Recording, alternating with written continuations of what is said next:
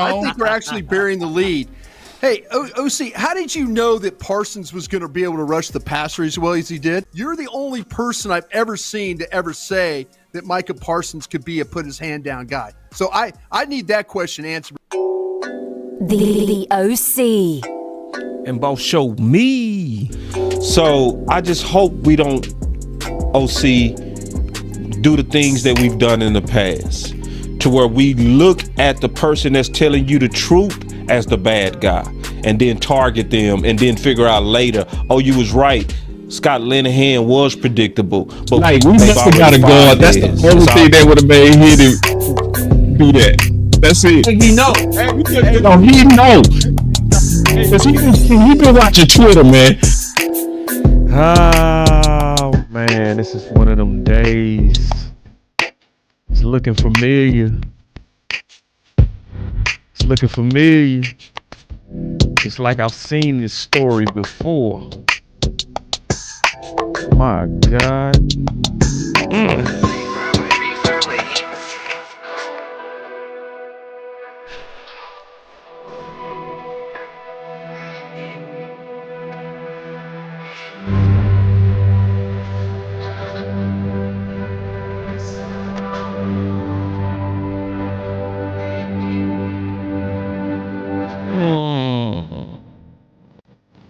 Boss, show me.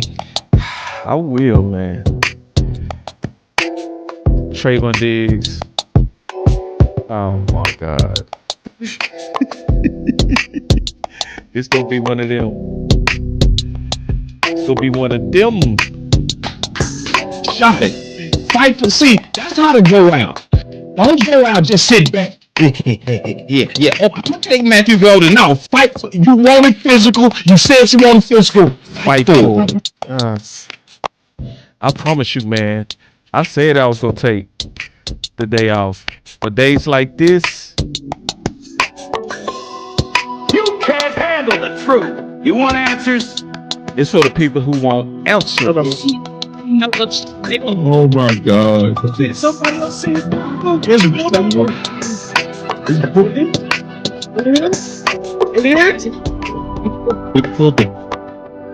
Boss Cowboy Sports, where your voice matters. Oh man, one of them days, I promise you, man, I swear. Dallas Cowboys, I can't stop playing with me. Today's stream is brought to you by Sleep Out. Go for a Hail Mary on your sleeper picks and win up to 100 times your money. Use promo code BCS and Sleeper will 100% match your first deposit up to $100 instantly. So, this absolutely sounds familiar, right? When I just kind of, heard the news of this concussion. And I'm gonna be honest, man, it has a smell to it. It's like, especially when you vague with it, like nobody said what happened. It's just he had a concussion. And see, listen, man, we all know Dallas pulls all kind of weird moves. We know they'll pull some lies and stuff like that. We know that. Everybody, suspected that happened with Rico, right?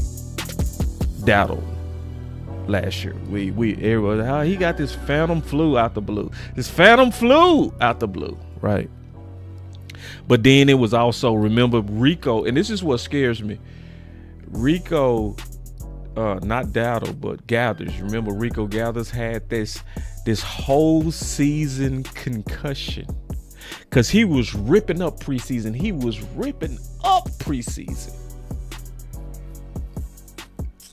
And all of a sudden, he got this concussion. And it just lingered for the whole season. So it's one of them things you're like, man, this don't smell right. And so that's why I played that clip at the beginning. I'm going to play it again. Because I actually talked about this before, but I was warning that this could be happening to Amari. I was telling the OC when that smell was starting to form, that I was like, this don't seem right, man. Something ain't right about this. And we know how that played out. I end up being right on that. Y'all give me a second to cue that up. Y'all give me 1 second. I'm gonna cue that up real quick. But I'm gonna play the whole thing where you can see that I was smelling it, and it has a similar smell now. Okay. Y'all give me 1 second, man. You know, I gotta fly my own plane, man. I ain't got no producers behind the scene yet. You hear me? Not yet. But when I get some producers, boys, could be on. So listen, man, I'm gonna go home and play this whole thing, and then we go talk about this historically. I'm gonna talk about how this has a familiar spirit to it. So here we go. Asking a question that got us what we looking for. My final word is, I hope this doesn't become what's historically ugly with the Cowboys, because this wasn't the first time we've seen receivers speak out. Right now, I just hope it don't get nasty. I hope this doesn't become the T.O. thing or the Dez Bryant thing. Now, remember, I was talking about this when we was having 12-5 seasons. And I was saying, because I was seeing the tea leaves forming, because Amari had some very simple, subtle, silent, not even aggressive times where he spoke out. And I was like, man, I hope this don't become what happened with T.O. and Dez. And I'm going to show what happened with T.O. and Dez. Well, because they speaking out against the dysfunctions, like when T.O. talked about Romo and Witten, he was gone. Once he said Romo and Witten making up plays for each other, he was out, because you're considered a distraction, even though you're telling the truth. Once Dez came out and told the truth on play calling, he was gone. It didn't matter that he said it nice. He was out of here. Once he came out. See, and think about this in relation to grits. Think about what I'm saying in relation to what just happened with Trevon Diggs having some legitimate critiques about grits, right? And so when I say grits, that's when he was saying he wanted us to play more man coverage. So I just hope we don't, OC, do the things that we've done in the past, to where we look at the person that's telling you the truth as the bad guy.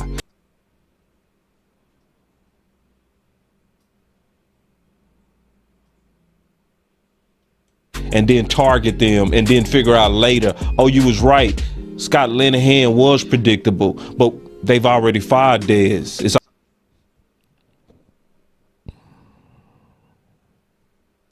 He's already gone. You know what I mean? I'm hoping it don't spin into that, and I'm hoping it goes right into what you said, OC, which is they gonna hopefully take it as, yeah, he's ready. Let's target him. Let's get him going. Cause see, this is when he was coming back from COVID. And I was like, man, I hope they don't do what they did. I hope they don't do what they did. Because see, the OC go disagree, because he gonna be like, man, ain't no way that it crazy, bro. Amari, ain't no way. The 12-5 season. Yeah, I don't think that this is gonna go toxic, boss, because I think it's a different regime. Yeah. OC. And I think that, you know, it's not a good old boy culture. OC.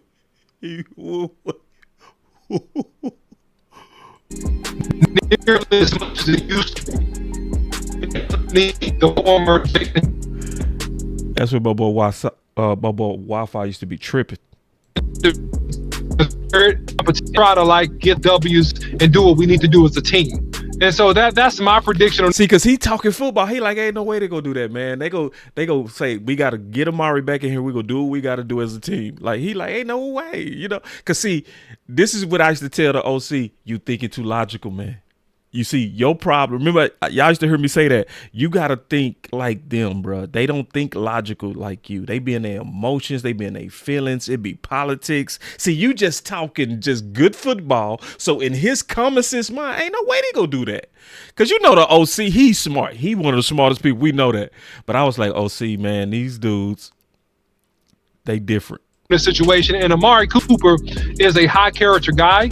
He's not messy. He's not loud. He's not flamboyant. You see, he talking. Yeah, he like, man, nah, he don't do that. He ain't no messy receiver. He not like AJ. He not reading books on the sideline. He ain't doing all that stuff. He not throwing Dak under the bus. He ain't doing none of that. Yeah, and then, no, boss. So he's a guy that's respected. And I think he has to respect, or at least enough respect, of the locker room for that not to take place. Watch this. Keep your eyes open, OC. Because like my look, boy D.A. Lee said, see, the fan base is already. See when that boy D.A. Lee come, it's real. See, this is when D.A. Lee was still on Facebook. This is when he was using the half face. That's how much he wasn't even on YouTube with us at this time. That boy was still on Facebook using the half face on that ass. And see, the same thing D.A. Lee said right here is the same thing he warning about right now. See, D.A. Lee always been one of them smart dudes who always knew the pressure of the fans is go give cover to them Joneses when they want to do something nefarious. And he came in right when he heard us having this conversation, and he said the fan base is already doing to Coop or doing that to Coop in these groups, meaning they down on him. D.A. Lee said that to me today about Diggs. I swear to God, I could go pull my Twitter and show you D.A. Lee pretty much saying word for word because he keeps his finger on the pulse of what the fans are saying. I swear to God. You're doing that to Coop in these groups. You know what I mean? Where basically the fans are targeting Coop. And see, when that happens, it makes it easy for the Joneses to do dirty work. Yup. So you can't do no dirty work. You can't do no dirty work on Tank right now. You can't. You just got to shut up. You know what I mean? But you can do dirty work on Coop right now. So it's something that to me we got to look out for, in my opinion, big bro. And it happened. We know what happened. We know what happened, bro. They got Amari. They was in their feelings like I was smelling. And see, I go through this type of history because a lot of people don't know. And it's, you know, I'm going to show you. I'm going to catch you up. A lot of people don't know history. And my boy say, D.A. Lee has always been the truth. Hell yeah. Day one. I ain't lying when I say he day one, bro. D.A. Lee was one of the original 20. I swear to God. D.A. Lee was one of the original 20, bro. So anyway, and he always been one of them that peeping the game. Always. So I'm going to show y'all the pattern, and I'm going to lead up to Diggs, and I'm going to show y'all how this is so similar to Diggs. So if we even go look at this article, and you go look at Diggs, right? And you look at Diggs prefers one major change for the Cowboys defense in the mid-secondary struggles. So this was October 2nd, right? This was Diggs basically letting it be known that he prefers more man coverage. And he just kind of put it out there. Let me make this bigger. But see, just like Amari, he was respectful. Just like Dez, he was respectful. He didn't speak like it wasn't no condescending tone. It was none of that. He said, I would say it's more complex. Say it's more, but when you're playing man, you're right there with the person. As the weeks have been coming, playing zone has been way easier. I feel like we're on our way to getting the ball and being on our way to making plays, Diggs said. So you can see after he talked about wanting to play more, man, He was soft. He wasn't disrespectful. He was giving his suggestion. And then he went even softer than that. He said, at the end of the day, it's not about what I want. It's not about the other people. It's about the whole defense wants. What coach wants, showing the respect. You see him showing respect? What coach think is best for us to win. And if he feels like this gives us our best chance to win, we got to play it. And just play it to the best of our ability. It's not to point fingers at anybody. It ain't nobody's faults. We got to execute. Does that sound like he's throwing his coach under the bus?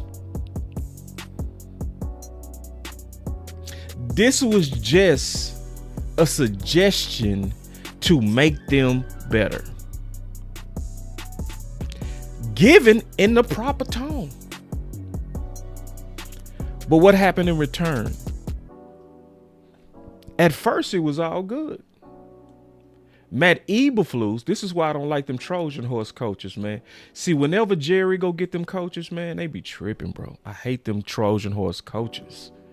I hate them boys. Because they too protected by Jerry. And I said something on Twitter, because I've been seeing this pattern for a while. The pattern is, and that's why I said what I said to the OC, this is the pattern.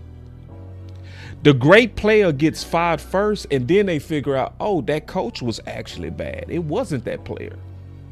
It happened with Dez. It happened with Amari. It looked like it's getting ready to happen with Diggs. So I wanted to show y'all the soft tone, because people be out there just making up shit. They be like, Diggs bitching and all this kind of stuff. That ain't bitching. That's talking respectful, giving suggestions on what can work. And the worst part is it worked.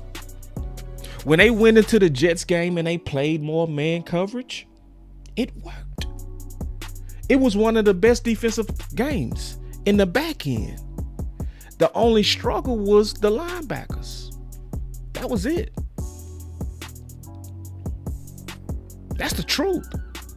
But then Trojan horse Matt Eberflus, who we now know was directly hired by Jerry, kept getting peppered by the media, and he got in his feelings. And so when he got in his feelings, he wanted to take a shot at Diggs. See, I'm giving y'all the facts, bro. I'm giving y'all the whole facts. It's gonna be a whole lot of people lying on Diggs, because right now it's popular to be anti-Diggs. It's a lot of people.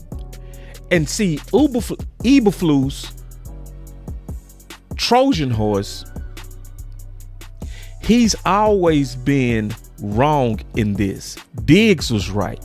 That's why Jerry came back and made the suggestion himself. He said, oh, we're going to play more man. This week, we're going to play more man. But see, where was your sneak dissing of your boss? What happened to that?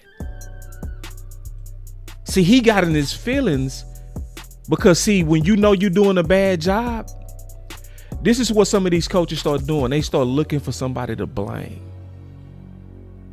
Somebody to get the heat off of them. It happened to Dez. It happened to Amari. It look like it's happening right now to Diggs. So I wanted to start with that so y'all can see the tone, and that the tone was never disrespectful. Never. Now, people go lie. People go exaggerate. They go say he's a diva, and they go talk about him and Micah Parsons was friends and he was pouting over Micah. They go just make up shit.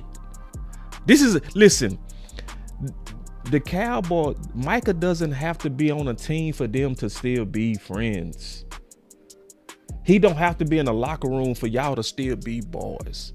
This is a professional job.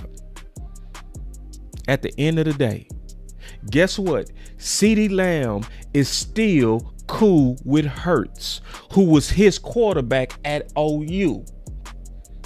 So when Hurts was getting his ring at the ring ceremony, game 1, CeeDee Lamb went out there to support him. He was like, that was once at one time my quarterback at OU. So we getting ready to go at it, but in this moment, I'm going to support you as my friend. But we so toxic sometimes at Cowboy Nation. We be, he over there moping over Micah. He moping. And we be literally making up shit on him, bro. Like hating on him. And then he said, after Sunday's win, right? So after the Jets, he still was politically correct. Still was chill. He say, after Sunday's win, Trevon Diggs complimented Dallas pass rush. We say when we get back there fast, it's called instant grits. But then they talked about Diggs has been vocal about his comfort playing man coverage, not zone. But see, I showed y'all the context so you can see he never said it at all in a disrespectful tone. It was, coach, this is what I prefer. And see, what's sad is that week, Matt Eberflus was cool with it. He actually said, yeah, we take suggestions. But then when the media kept peppering him, I guess he felt the pressure and then wanted to defend his job. So he took a shot at Diggs. DC Matt Eberflus asked Thursday if playing more man versus the Jets made players like Diggs feel more validated. See, when they said that, it got under his sensitive ass skin. Diggs being more validated. So he had to take a shot. Not having the common sense to know, bro, they being messy. That's the media, bro. What they're going to do is they're going to try to stir up some mess, watch you explode, and then after you explode, they know it's going to help them get clicks with their articles, so they're trying to wire you up. That's what they're doing. But his goofy ass fell for it. We're going to make decisions based on what we feel is best, based on matchups, based on what we have. And I don't like grits either. Sneak dissing Diggs. And I'm giving y'all the context, bro. I'm showing you the context. I'm showing you Diggs wasn't being disrespectful. I'm showing you that he was, hey, I prefer to play man. And is he wrong? Is he wrong? He not wrong on that either. This is why Jerry also came back and said, you're going to see more man. Because he's right on that. Let me go pull this graphic. I showed this graphic. I'm going to show it again.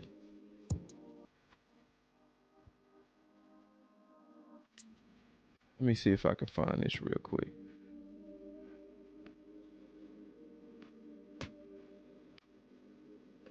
Oh, man, I done did so much shows, bro. I'm talking about I've been dropping shows like crazy, bro. I swear to God, I've been doing too many shows. I think it's under Competition Wednesday. I'm talking about, man, I've been, boy. I think it's under Competition. Nah, it ain't under Competition Wednesday. But I got to show this so y'all can see it.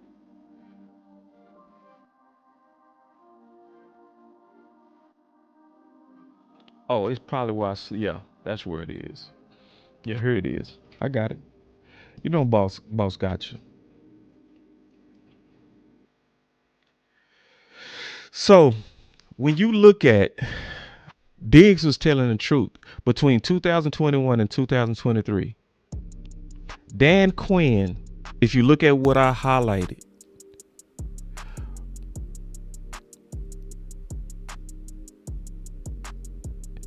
Dallas ran man at 34% rate. Under Quinn, it was above league average for that span, for that whole span. 2021, 2022, and 2023. The Cowboys ran more man on average than the majority of the NFL. So when Diggs say, this is where I was at my best, that's where he was at his best. He was not lying.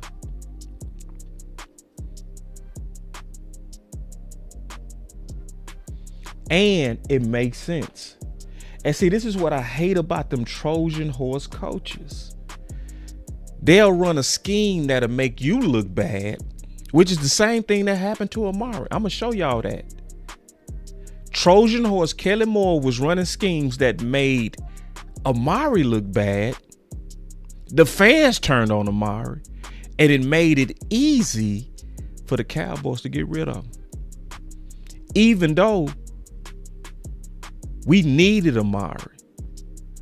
Worse, even worse than that, we got rid of Amari for an injured Michael Gallup.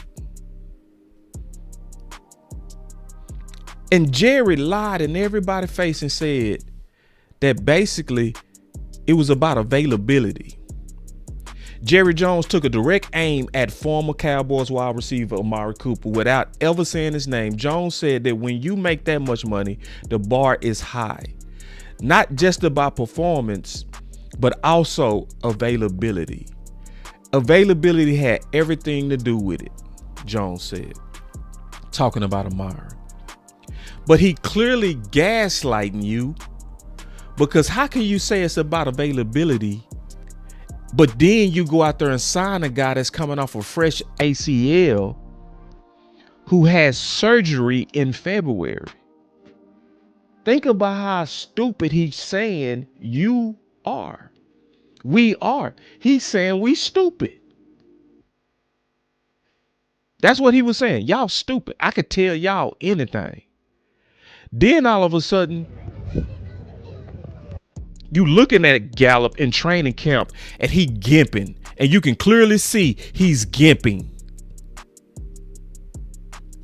But he was selling us that getting rid of Amari was a good thing. See, this is why you got to be able to remember history, bro.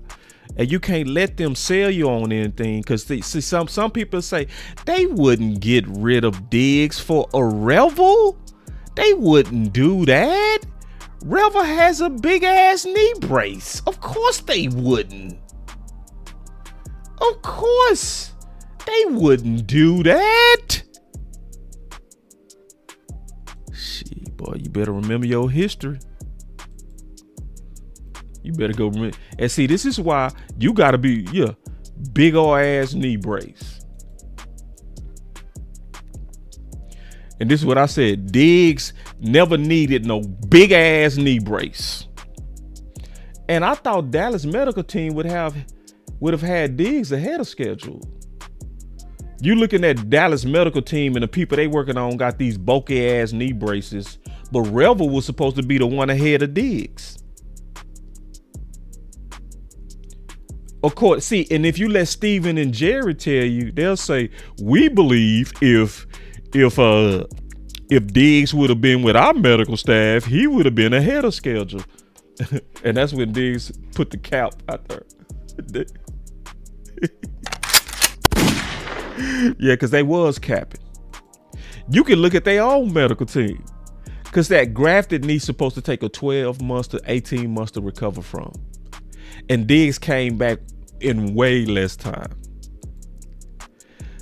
So, and it's also interesting to me, and I'm just using my common sense, right? And I'm over here like, wow.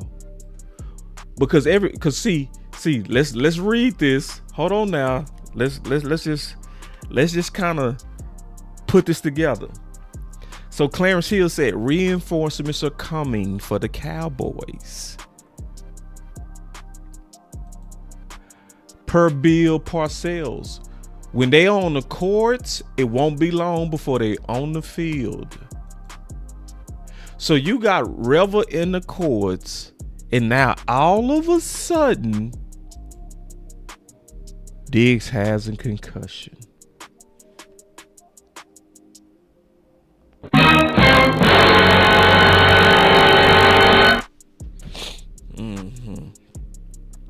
And they are goofy enough, just like they did with Amari, to take somebody gimping and put them out there and still try to sell us that was better than going with the guy that was healthier.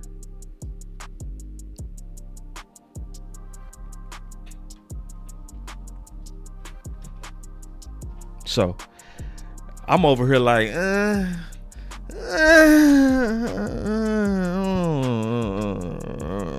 You want answers? and see, listen, man, when I talk, it be pissing people off, some people, because like I got this guy said, man, I had this dude on Twitter so damn mad, bro. Because I told you, the positive pamper people, they are the most aggressive, bro. They are truly the type of people that You can't handle the truth. when you start telling them the truth, oh my God, they ass start itching. When you start telling them, bro, they are playing you. They want to be lied to. I'm telling you, it's some people out there that's Mario Winans. I don't want to know if you playing me, keep it on the low. I want to be happy, boss. I want to feel hope, and you hurting my hope right now. Bro, I'm just trying to keep you from being a sucker, bro. Yeah, because I'm over here like, man, and Diggs ain't never had no big ass knee break. That shit, listen, that should make people say, hell yeah, bro. Man, they trying to play us, bro. Something ain't right about this. And is this guy the most annoying Cowboys page on Twitter? All you do is bitch and you really know what the fuck you talking about. See, them positive pampers, I told you, they are aggressive, bro. They casual and they aggressive. So you know I got in his ass. I said, you just a casual. It's okay. I said, if you had a better football cue, you would value me. I'm going live in 20 minutes. Call in. I bet you don't have the same internet keyboard engine. Of course he didn't. So this is what I do with them types. Cause I told him, I said, bro, all you got to do is hit that block button, bro. That's easy, bro. Like, so, you know, cause I don't do the positive pamper people like that. I deal with bosses and executives. You want answers? People that want answers, people that don't want to be lied to. I don't deal with people that's tricks. I don't deal with people that want to be. I don't deal with Mario Winans types. See, that dude need to go to another channel where they happily lie to y'all. They lie to y'all every day. They gonna give you all the positivity in this shit. They gonna go out there and say, man, I don't think we gonna miss Diggs. We gonna be fine. Revel is gonna be fine. See, they the same people that was telling you Gallup is gonna be fine, y'all. I know he coming off a fresh ACL, but he's gonna be fine. Don't listen to him, boss. Don't listen. No, he's not gimping around. He's not favoring that knee. Come on, you gotta have some faith.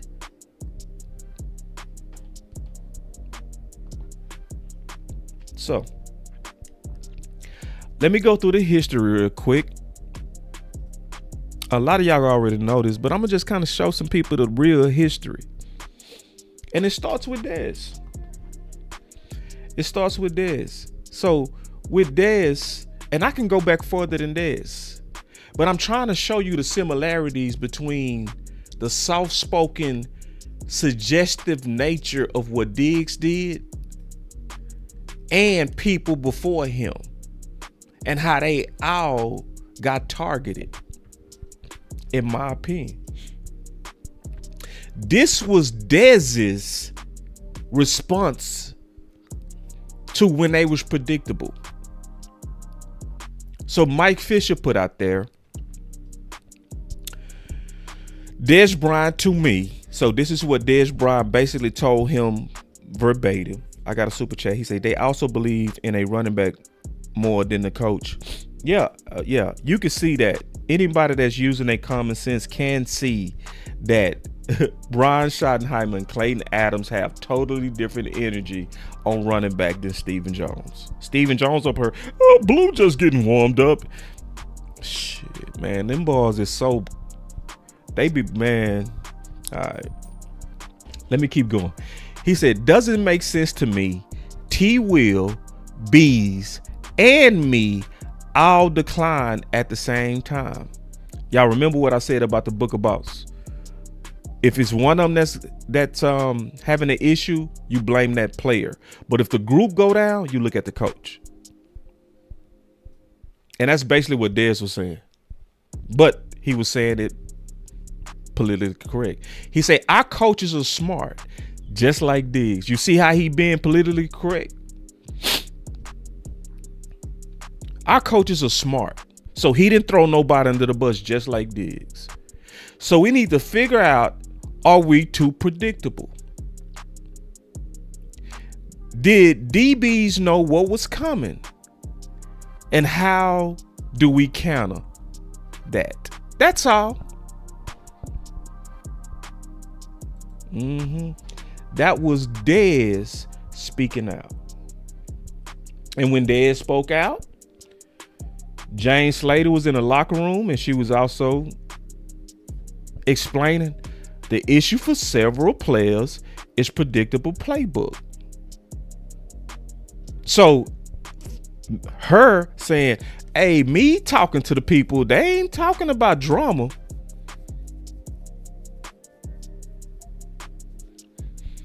They not talking about drama. They talking about the playbook.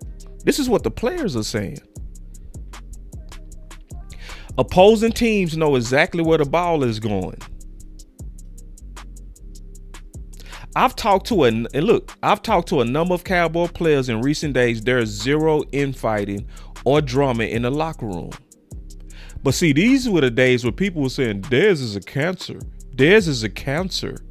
And she putting it out there. No, that ain't got no problem with Dez. Ain't nobody tripping on Dez. Dez ain't no problem up in here. From me talking to people, the problem that they have is a predictable playbook. They ain't had no problem with Dez. But when you start telling the truth about how this team can improve, even when you do it politically correct, sometimes a hitter get put on your ass. You think I'm lying? Mike Fisher report about it.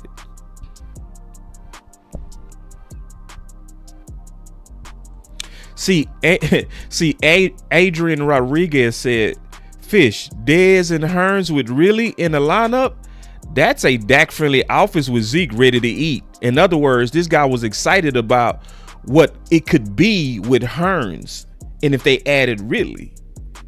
Mike Fisher threw some dirt on that. He said, wait a minute, I'm going to tell you what I'm hearing.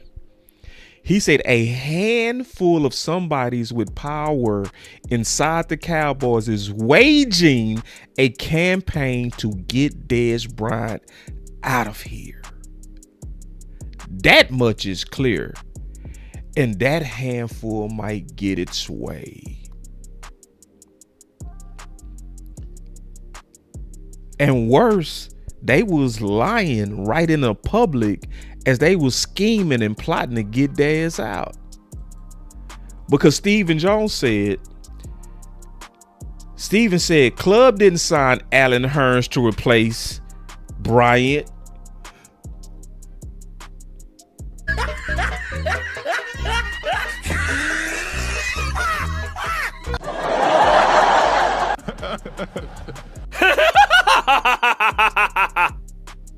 Said Cowboys still need to talk to Brian about his contract. That's all we got to do is talk. I just need to go talk. We ain't had time to talk to him. That's all. We ain't get Hearns to replace him. We just ain't done it yet. Yeah. And then what happened is they surprised him with a cut without even talking to him. They never even went to him to talk about him taking a pay cut. And what's worse is they let free agency dry up. They let it dry up where maybe somebody could acquire Dez that was a better contender. They waited till all these teams picked their free agents. They fired him the weekend before he's supposed to go in a training camp. which would have guaranteed his money. They ran the clock out on Dez. And then after that, it finally came out who the real breakdown was. Because then other receivers that was acquired began to have problems with that same guy. Amari began to, the dude that was the hero to save wide receiver by committee, began to have issues with that same guy. And guess what happened? He began to speak out. But when you speak out, you become a target. So remember the Eagles game. See, I'm giving y'all real history, unedited, uncut, all truth, no bullshit. I'm giving y'all the real, so that we can see why I said what I said to the OC. Cause see, that was sitting in my mind. I was like, bro, they move like this, bro. You can be innocent, but I knew Amari at that time spoke out. See, this is what I'm trying to say. This looked just like Diggs, bro. This looked just like Diggs, some old phantom man. But let's go back. Amari said, and he was talking about the time, the play call when we beat Philly in overtime. See, remember, in that day, they broke a franchise record together. That day, they all went crazy.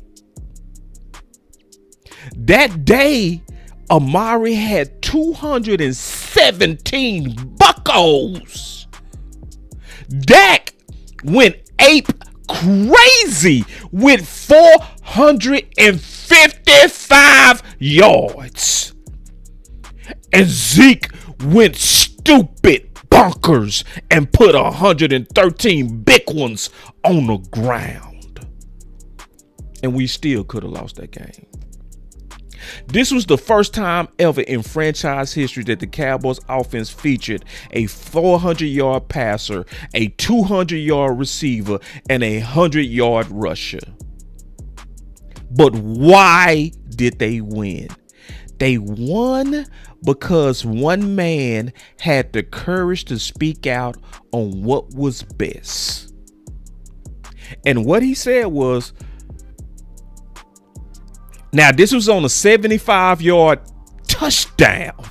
Now listen, that touchdown happened because Amari was man enough to speak up like Diggs on what was best. Like he was man enough to speak up like Dez on what was best. He said this to Dak. He said, I was like, this ridiculous. So when I broke the huddle, I was kind of mad. I was like, Dak, come on. So what he was talking about, because I remember the details of this, what happened was Philly was sitting on their routes and Scott Linehan kept running stop routes all day, being predictable. Similar to Matt Eberflus, who keep running zone. So your better players and your smarter players gonna be like,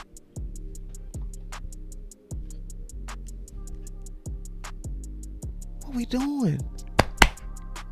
Man, we running stop routes. Let's take these boys deep, bro. They sitting on it. Yeah, too predictable. Like Paul said. I only got 100 likes up in here.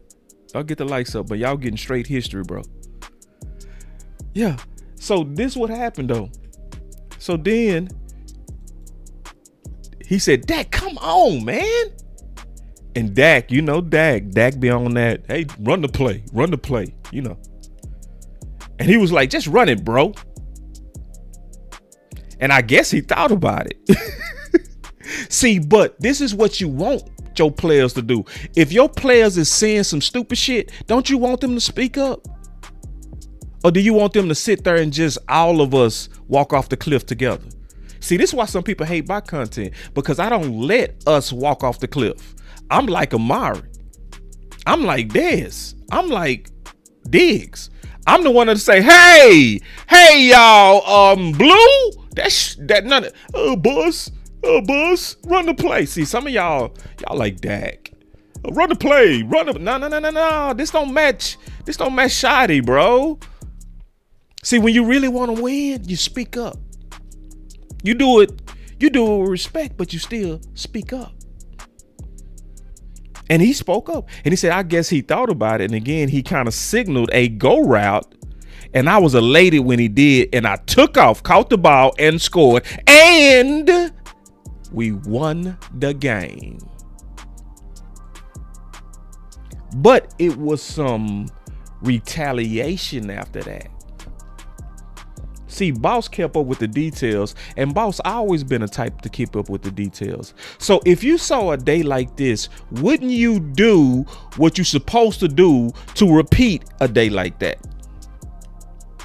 Let me ask y'all a question. If you saw a franchise record 455 with Dak, 217 with Amari, 113 with Zeke, wouldn't you repeat the formula that did that?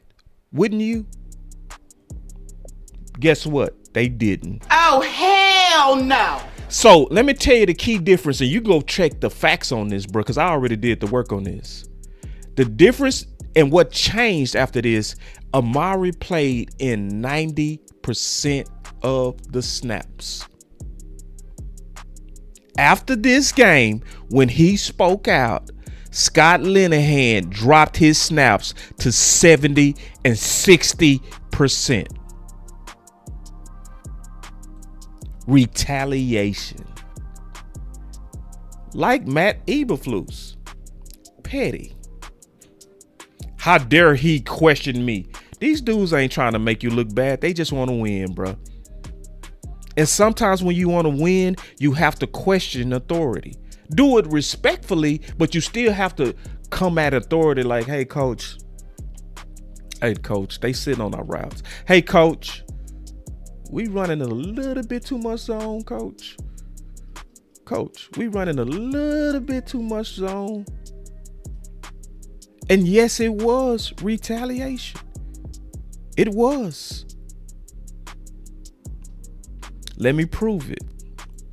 See, I keep receipts, y'all.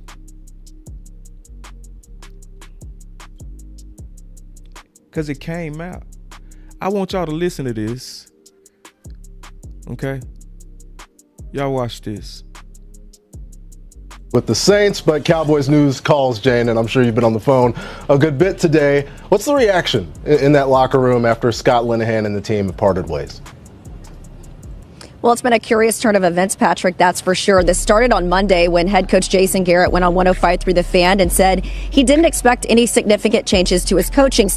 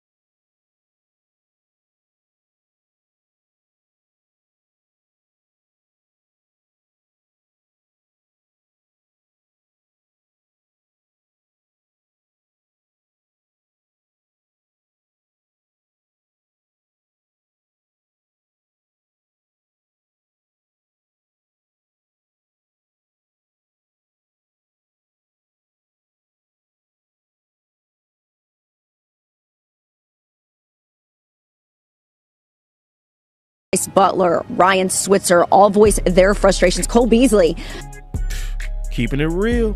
talking about that they just didn't think they were getting enough creativity out of Scott Linehan. God damn.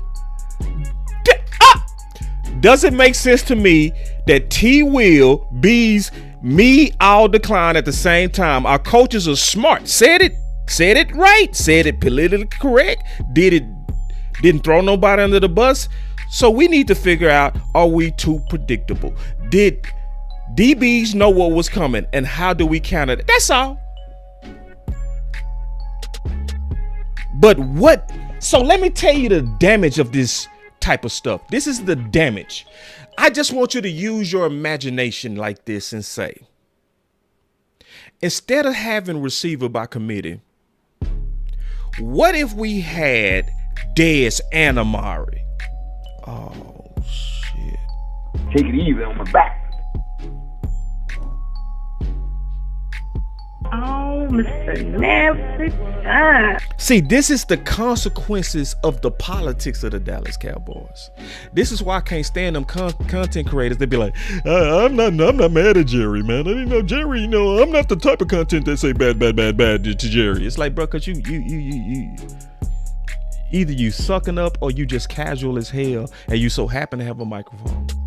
But anybody that really does their real research and know their real history, and that's really passionate about the team and really watch the team, like D.A. Lee, me, Tuck, and some other people that when we listen to the interviews and the press conference, we not just listening to shit to have breaking news every day. This just happened. This just happened. Follow me, subscribe to me. This just happened. Look, man, they just signed this person. He's great. They just signed this person. He's great. Look.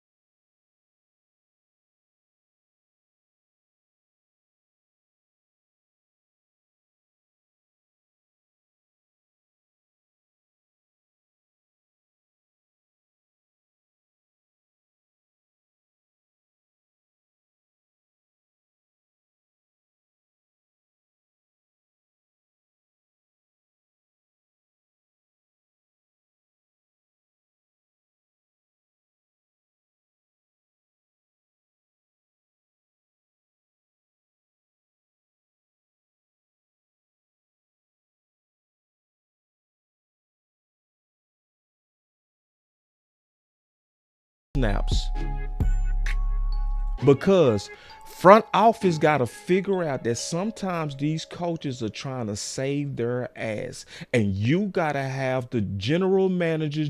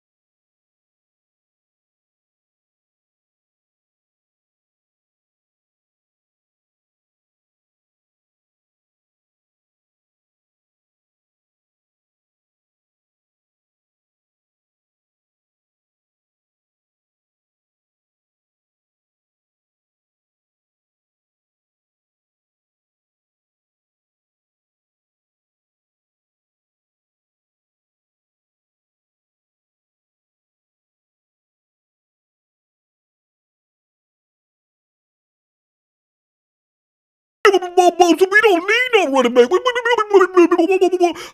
How much better?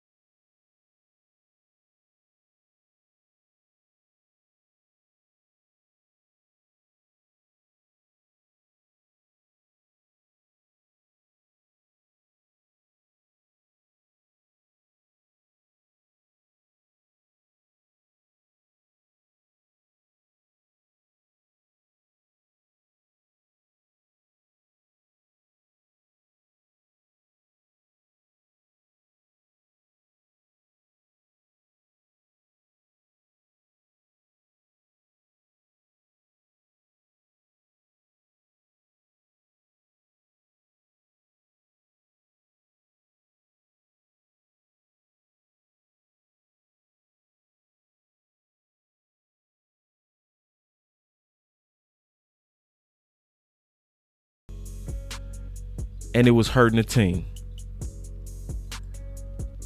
And he spoke his mind on it. Just like Diggs, just like Dez, it was politically correct.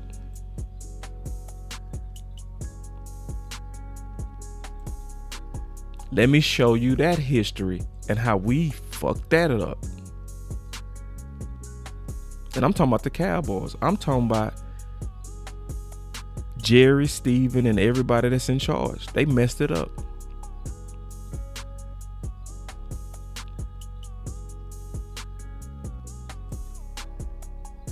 Good afternoon, and thank you for joining us per usual. Thanks for having me. Which car are we in? G-Wagon, man. Okay, good. All right. Is this a? I know it's not winter. God damn, get out your nose, Kavanaugh. He done dug 2 goddamn boogers. Look what you got. Damn. Good afternoon, and thank you for joining us per usual. Thanks for having me. Which car are we in? Damn! Get out your nose. G-Wagon, man. Okay, good. All right. Is this a? I know it's not wintertime out there, Amari, but is the G-Wagon kind of your wintertime car? I mean, I know it's nice and beautiful out there, but do you kind of drive your cars how the seasons go? Nah, the G-Wagon is my everyday car. Oh, my everyday car. Gotcha. That makes sense. Mine's a CRV, very similar. Yeah. Now, you guys are on a nice little winning streak, but we were looking at yesterday the amount of targets for Amari Cooper the last handful of games, and they're not big numbers. What all is going into that, and does it bother you at all when you guys are winning but the offense isn't being explosive or you're not getting the ball? Does that bother you at all? I gotta be honest, it actually does. He being honest. It actually does bother me. Because, yeah, we're winning, but the defense is playing a huge part in that.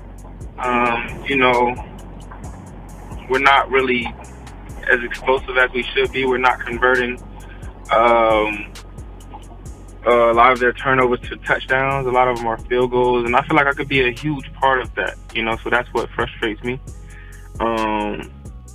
And yeah, that's what it is. I think I can do more in the red zone. If I get the targets, I think I could do more on third downs if I get the targets, so that to help the offense be where we need to be. I definitely think I can help change that for sure. Question: was that disrespectful?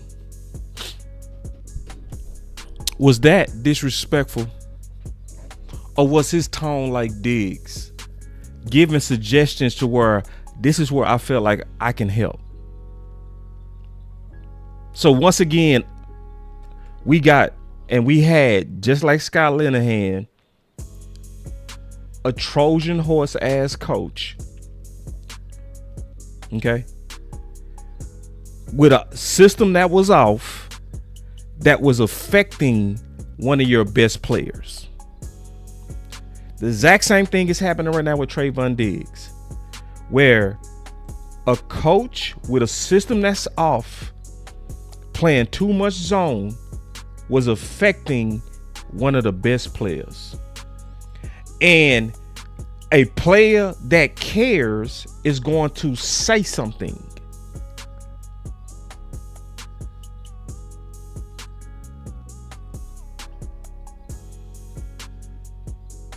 And I want my front office to be able to know the difference between people that's speaking up because they care and being assertive, and people that's speaking up because they're trying to be a distraction, like AJ Brown in Philly.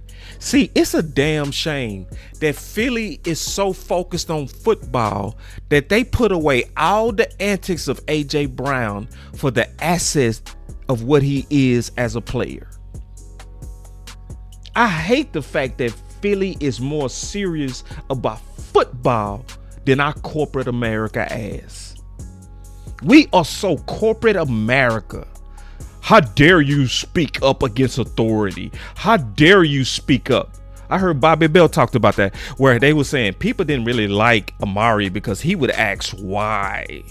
He would want to know why. the fuck wrong with you coaches? Where you're offended because you have a cerebral player who wants to understand the why behind the concept.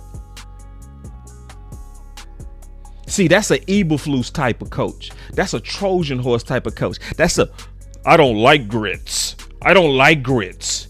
Stop hiring these coaches with these maniac ass egos to where even when you telling them the truth, they so fucked up that they can't even just say, you know what? That makes sense. Especially when it worked. It already worked with the Jets. The grits worked.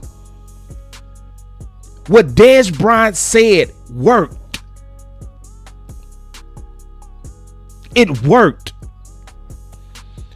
And these insecure ass coaches, likely concerned for their fragile ass job, instead of taking the suggestions,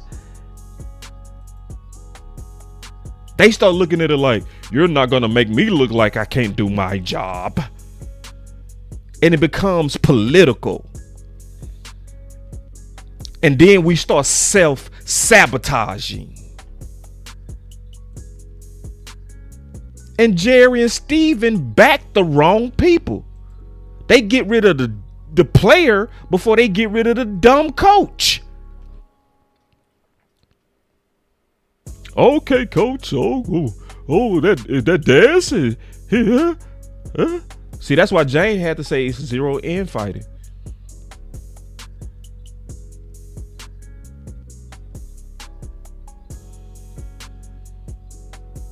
Amari, you're such a pro, though. Is that a conversation that you just kind of walk up at practice and kind of talk to Kellen Moore a little bit? You say, hey, or you just see the game plan, okay, this week I got a shot because 2 weeks ago we played these guys. I know who's going to cover me this week again. Is it something you say to the OC, or is it just something you kind of say, hey, I'm just going to go out here and practice and do what I'm supposed to do?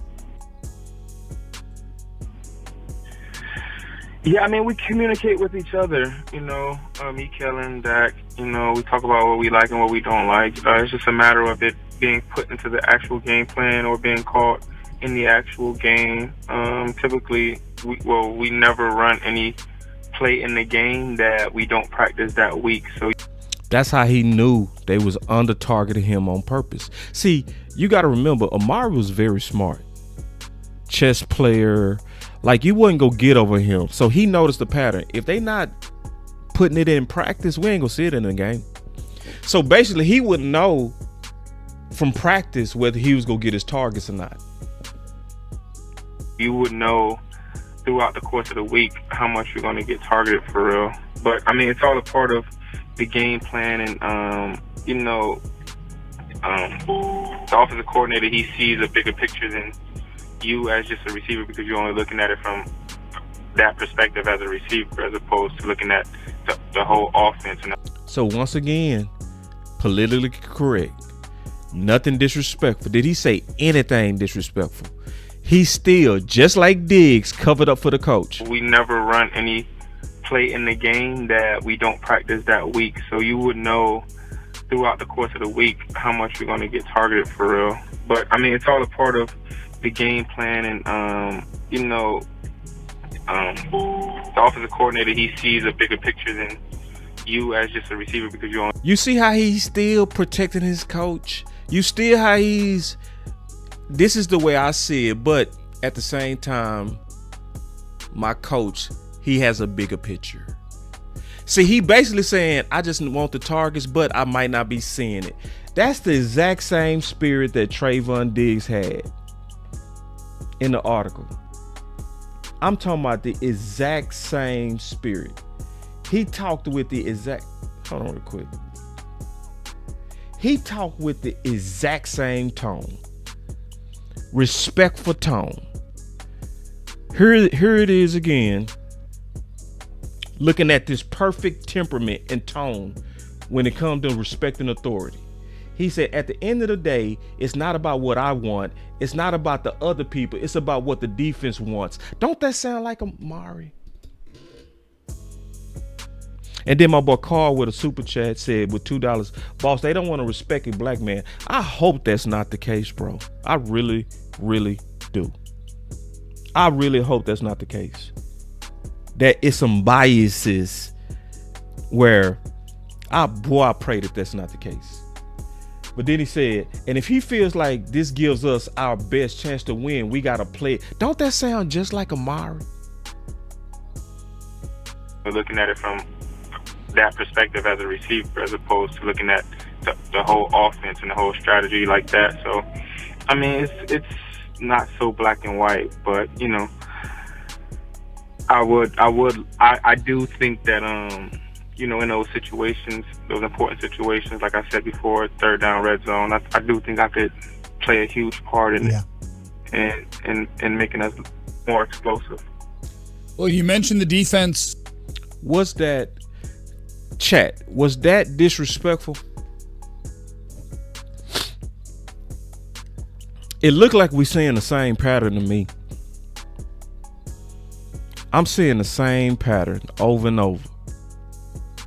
Superstar players with soft but honest critiques getting ran out. And I'm going to take it this far because y'all know my name is Boss Show Me. I'm going to start this because I show you, I believe they set Amari up.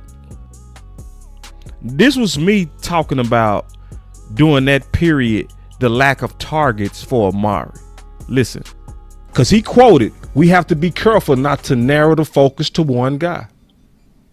So then if you look at the targets around the league, you see Adams with 162. You see Keenan Allen with 149. You see Cooper Kupp with 184. You see T. Hill with 156 with the Kansas City Chiefs. Diggs, Stephon, 151. Our number one, only at 96. Because he quoted, we have look at that mess.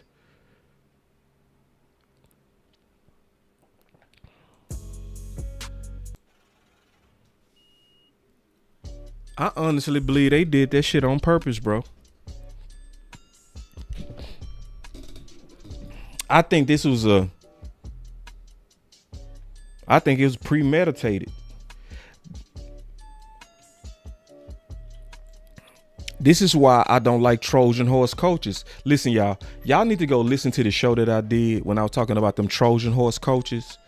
See, them Trojan horse coaches are the most dangerous because they run the most diabolical, dumbass plays that can come from Jerry and Steven. Because everybody is going to have to co-coach. But you need coaches that push back. Them Trojan horse coaches, they don't. That's why they're scary. Let me show you why I believe that they did what they did to Amari on purpose. And let me show you the difference. So when it came to Amari, Michael Gilkin said, Cowboys do not use Amari Cooper like a top paid wide receiver. Today in Indianapolis, Executive Vice President Stephen Jones was non-committal about whether the team would continue to pay him like a one. Because remember, they wanted to pay Gallup, and they did. He said a split before March 20th is on the table. Back to the decision ahead on Amari, his usage, not just production, but in terms of how often he was targeted, even when he was on the field, it was down. Mm-hmm. What do you make of his relative lack of involvement, especially for someone who's got the contract of a number one wide receiver? I just think it's an offensive philosophy. The reason why he didn't get his targets, it was just a philosophy. It didn't happen on purpose. It was just a philosophy.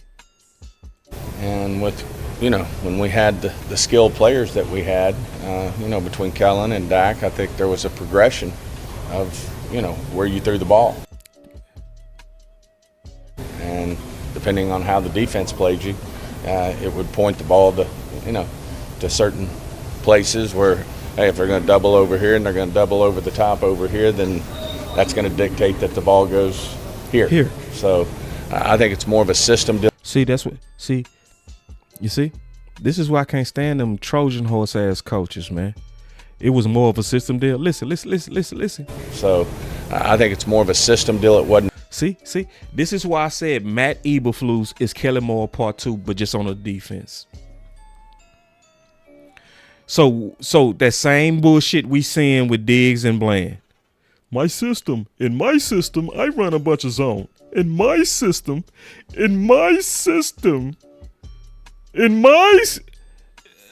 don't really care that my corners were both paid before, and both of them should have been defensive player of the year based on running the highest percentage of man. But in my system, I think it's more of a system deal. It wasn't a thing where we just said, hey, we're not going to target Amari as much. Is that the right based system? On the system, then. Woo! See, this is why I miss Michael Gelkin. Listen to that question, right?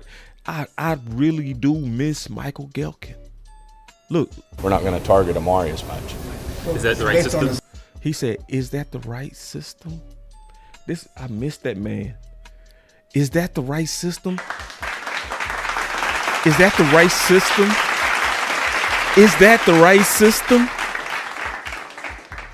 Come on, let's say it together. Is that the right system? Is that the right system, Eberflus? Is that the right system? System, then does that make financial so you're not getting your investment dollars? We go through all that. See, we go through all that. That's you. In other words, is he worthy of being paid? I mean, like I said, I'm not going to get into individually this stuff, but yes, all that plays into how we invest. But see, when it came down to Amari, it's my system. It was his system. But when it came down to CeeDee Lamb, you had way more common sense. And then in terms of receiver, is this more what you'd hope for or envision for on CeeDee Lamb? The media's been tough on him. Obviously, you mentioned him last week. Is this kind of what you would hope for, at least in week 2? Absolutely. I mean, he's just you get him going early is important. So when it was Amari, it's the system. When it was CeeDee Lamb, get him involved early. See, when it was time to get paid, now he was already paid. When it was who go get paid out of Gallup and Amari, because remember, this is the bastards versus sons. See, the free agents get treated different. In this era, they was being treated different. And look. Absolutely. I mean, he's just you get him going early is important. Get him a few balls, get him in rhythm. And see, why couldn't you do that? See, why didn't that common sense that you got common sense? Because you're right. If you want to get him involved, get him going early. Absolutely. I mean, he's just you get him going early is important. Get him a few balls, get him in rhythm, and then I think we're going to continue to see that CeeDee Lamb can be a really solid number 1 receiver in this league. See, when you was trying to make CeeDee the number 1, you knew how to do it. But when you wanted to get rid of the number 1, you knew how to make him look bad, didn't you?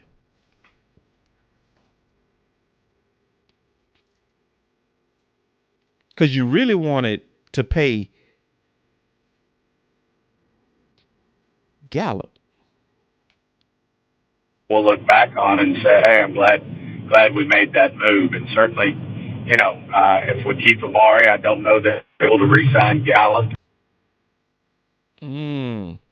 So if you would have kept Amari, you don't know if you would have been able to re-sign Gallup. some of those things, I think caused us to make moves that I think we'll look back on and say, hey, I'm glad we made that move. And certainly, if we keep Amari, I don't know that we're able to re-sign Gallup. See, that's why I have to block Seth. Because, see, people like Seth can't handle this, where you telling the truth and they get all in their feelings and shit. And, they start cussing at you and all that kind of stuff because I'm showing you that your front office be moving weird. And I'm making a very clear case that they clearly move weird. So I have to block your positive pamper ass.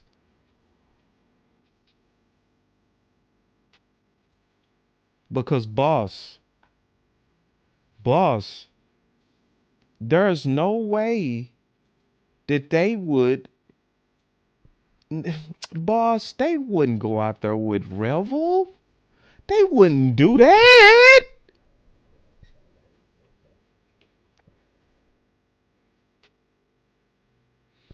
It looked like they set up Amari to me. When I see a clear contradiction with one number one, they literally say, is that the right system? Does that even make sense? Why is your number one so under targeted? Why did your number one have so little targets? Why did Schultz have the same amount of targets as your number one? And why did your number two, CeeDee Lamb, have way more targets?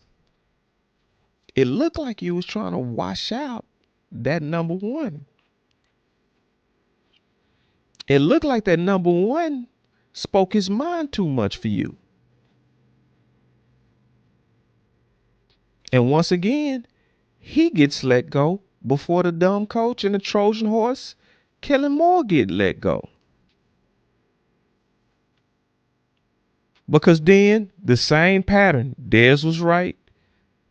He got let go. Then they said, oh shit, it was actually Scott Linehan. Then they let go of Amari and they say, oh shit, it was Kellen Moore. They was telling the truth. The playmaker was telling us right. And then have our role players putting up numbers like Schultz and Wilson. That's a disorder. Trying to make our role players stars, our stars role players. That's a disorder, and the team dysfunction, and our ass is home. Yeah. And the reason why he said, and our ass is home, because those of us who's truly studying Kellen Moore and not falling for they're the number one offense, we kept saying, in them big games, what's going to happen is he not going to target them stars. He going to go in there like, my system. And Michael Irvin and Emmett and Allen was like, nah, when you get into these games, you can't go into that game with my system. It got to be about who's the dog that we can rely on. It's the same thing that just happened to Matt Eberflus last Sunday. It was system bullshit. It was system that was, let's have Bland, my star that I paid, play 6 yards off on a 4th and 3 because in my system, I'm going to bait it to the linebacker and the linebacker has to make the play. Man, fuck that. Take Bland, put his ass on that number 3 receiver, press him up and say, stop him so we can get up out of here. It's the same shit, bro. See, listen, yeah. And once again, we potentially gonna have a gimpy ass player as the replacement. They wouldn't do that, boss. They wouldn't do that, boss. Boss, they wouldn't take a gimpy Revel and say go out there so we don't have to, we can get rid of Diggs. Let's go ahead and try. So he's on the cords. Diggs got a concussion. It looks almost exactly like what happened to Amari.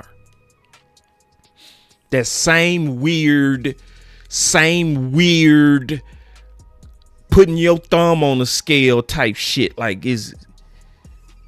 yeah, I'm serious, Paul. They do shit like that. Let's go. Let's pay the guy that's gimping around. Let's do that. Let's go out there and let's pair him with CeeDee Lamb. Let's do that. That's gonna work. See. Let me play the whole quote. Listen.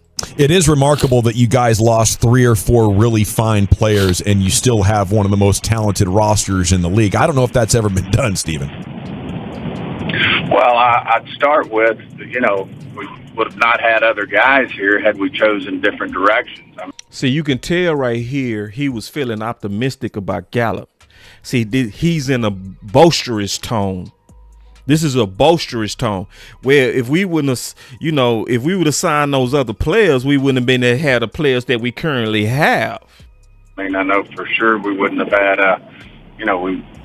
we wouldn't be looking at, Fowler and Dorrance Armstrong, guys like that on our team. You're probably not necessarily looking at having a number 1 and a tackle. Had you made a different decision, and Tyler Smith, which we're certainly glad that we do. Losing both, losing Connor Williams as well. I mean, you certainly feel when you lose a Connor in Lyle, you need to. Hold on, I'm live on. Damn, Star. She said I'm live on Landlord and Henny Channel. My bad. I just went live with them. I forgot to turn them off. See, I be hurting my check when I do that. And I be giving them a free check. I just turned them off.